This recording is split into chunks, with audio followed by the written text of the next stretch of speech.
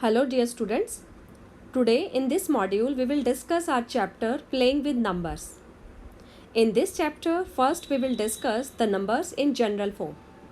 If we have two-digit number which is like AB, so its general form is 10A plus B, where A is the digit at tens position and B is the digit at ones position. So if we want to write 45 in the general form, it will be 10 into 4 plus 1 into 5. And if the number is of 3 digits A, B, C, then A is at 100 position, B is at tens position and C is at ones position. So we can write it 100A plus 10B plus C. And the number 234 can be written as 100 into 2 plus 10 into 3 plus 1 into 4.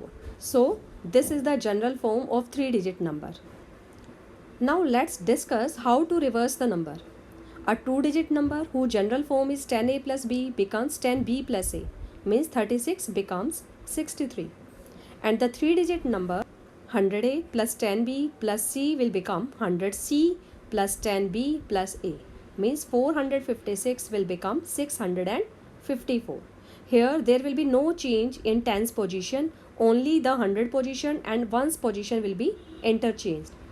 And now we will discuss magic square, an arrangement of distinct numbers in a square grid where the numbers in each row, each column and in the diagonals all add up to the same number, that is called magic square.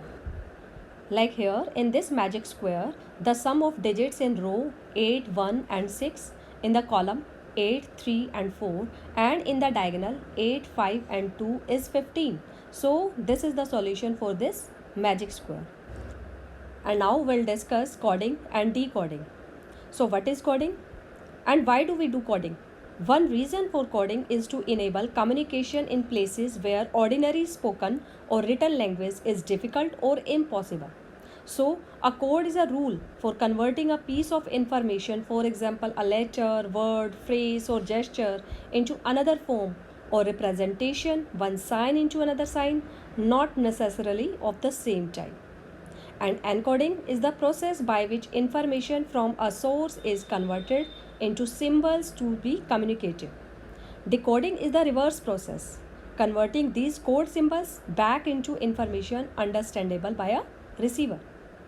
Let's understand this by an example. Like apple is coded as 25563 and rung is coded as 7148. Here we can see that P is for 5, U for 1, R 7, L 6 and E 3. So code for purple is 517563, means we have substitute the value for P, U, R, P, L and E. So this is the code for our word purple. And now let's discuss the divisibility rules.